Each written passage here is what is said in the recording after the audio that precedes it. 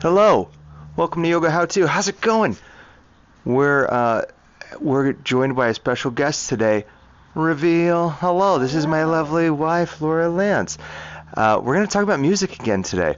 It's been a nice theme for the weekend, so we're going to get into it. She's going to share a playlist of hers that she loves and why she loves it. So, without further ado, let's check it out.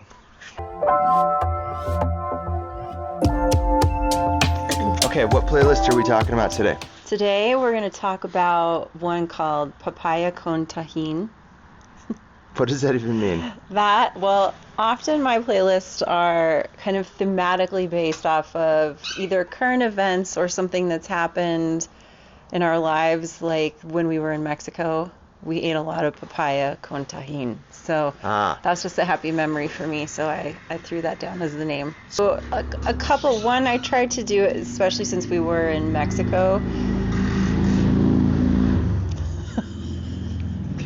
So my process with this one is I try to highlight a handful of songs that are kind of in Spanish or just another language, because we were in Mexico, so that's kind of fun to do.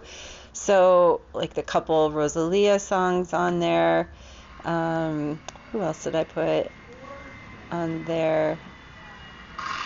Dun, dun, dun. There's some Bad Bunny. I mean, of course, gotta have a little Bad Bunny. And then just a fun mix of kind of instrumental songs and fun pop, like some Taylor Swift, the new Ed Sheeran, which he loves, which is kind of a running joke because he plays him all the time. That's who got you into Ed Sheeran. So that's my nod to him, even though it drives me bonkers a little bit. I am Ed Sheeran.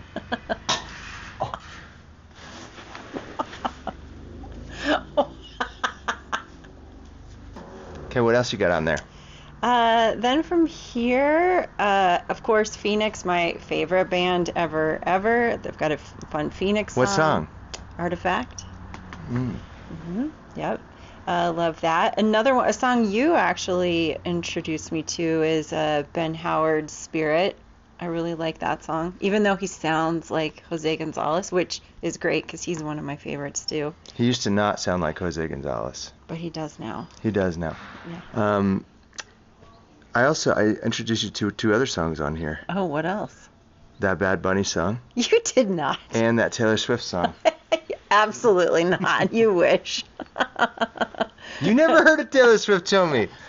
I will say you did not listen to Taylor Swift until I started cranking Reputation all the time in this house. Oh, years ago. It's our favorite road trip album that But you album. were not you weren't a Swiftie until I wasn't then. a Swiftie. I was later to the game for sure. Because of me. Okay, you can have that credit. Okay, so how do you go about making playlists? How I go, sometimes it's the name of the playlist that'll start it, but it's usually I'll pick like one song that I've maybe heard that I'm inspired by, and I start with that, and then it just kind of gets rolling from there. I will be like, oh yeah, this, a couple songs. I will often then look at older playlists that I have and start pulling songs from that and just put them in different spots, because music is very versatile, so not every song has to go at the beginning. I can kind of move them around a little bit, and that's super fun for me. You reuse and recycle and yes, upcycle. Yes, yeah. It takes me back to my radio DJ days, so it's always so fun to get to make a playlist. And when you first started teaching yoga, we weren't using Spotify. You were using 8 tracks or vinyl? Or? Just about. Yeah, I was using CDs back in the day. So. Which we just learned were invented in 1979. Yes. But then, because that was Jeopardy question. But then it wasn't used until like 10 years later, really. Yeah.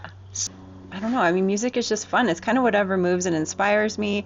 Knowing energetically what I'll be asking from the class in the actual asanas that we're doing, I try to match that up with that as best that I can. And then in Shavasana, always something nice and chill and mellow. No lyrics. I'm a big fan of no lyrics in music in Shavasana, just so people can really have that time for themselves, and so that the music will be nice and subtle and hopefully not distracting or anything like that.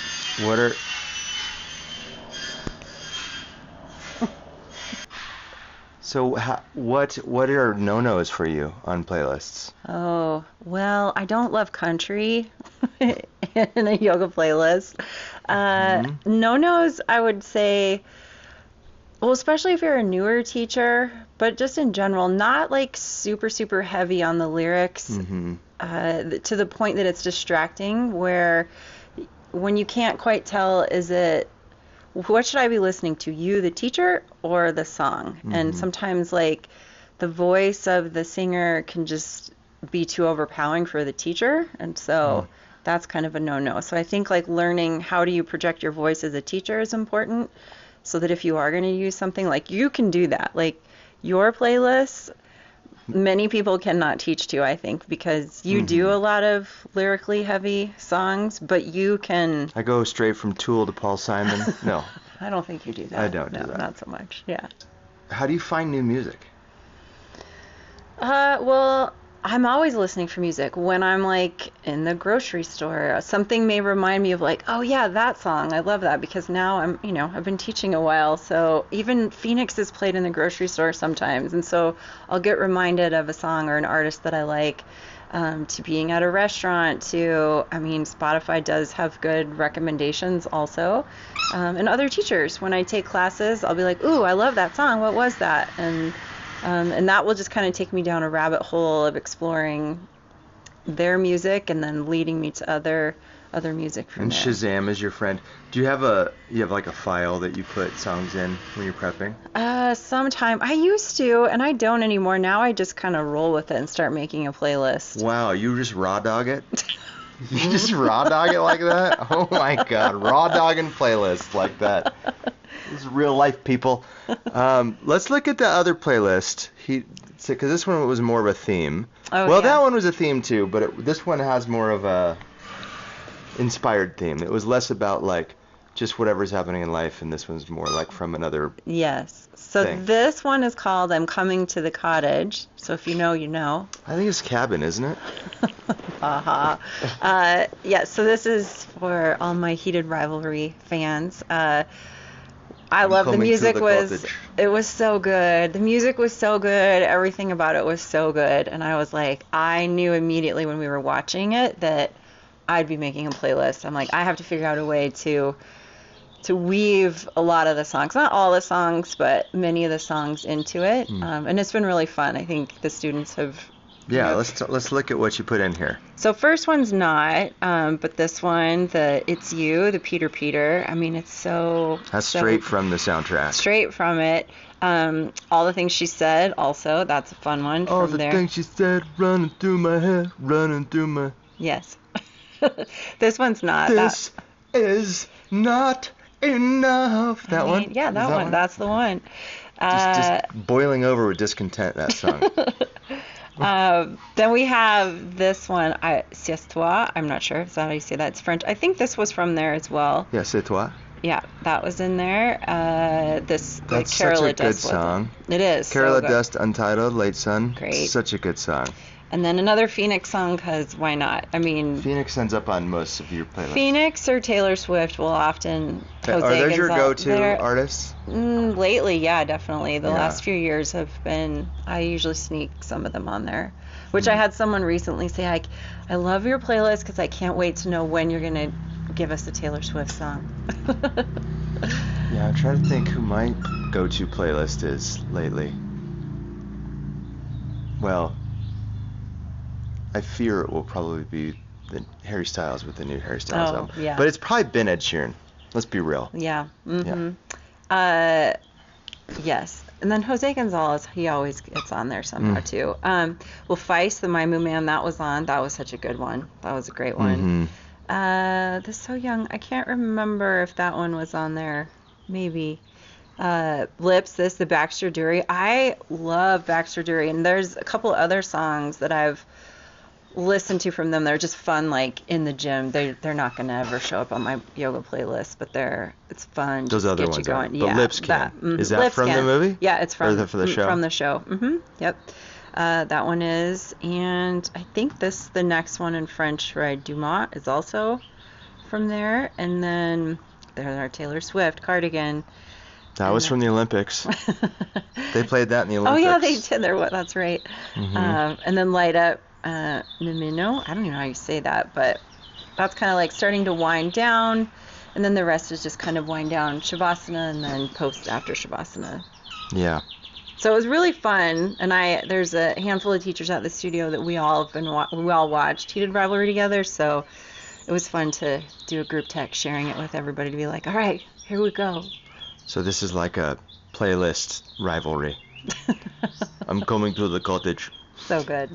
Well, where can people, if they want to like look at your playlist, where can they find you? They're all on Spotify under my name, Laura Lantz, spelled LORALANTZ. So you can find it all there, and I've got a lot on there. Yeah. Plus hundreds on my iTunes from way back in the day. That would be a whole fun thing to look at sometime too. Yeah, I'd say that.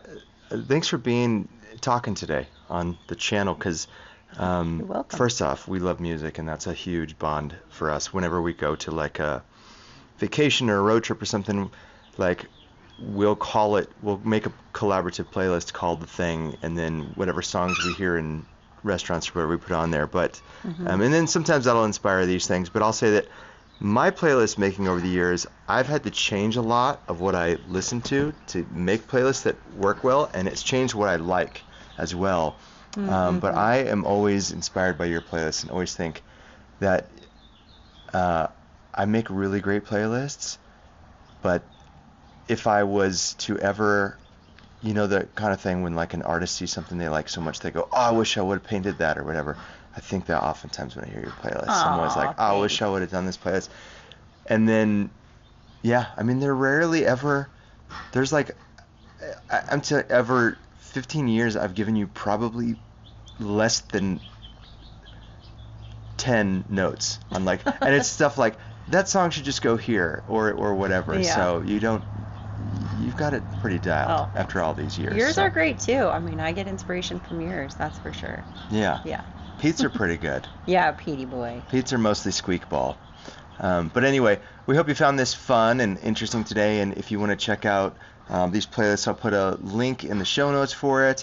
And it was fun having you as a guest today. Thank you. Thanks for having me. We'll find another reason or excuse to have you on here one of these days, because we got a lot of good feedback about the last time I did a playlist one. So nice. as Great. we keep making them, maybe we'll come up here and talk about them. And it's a different.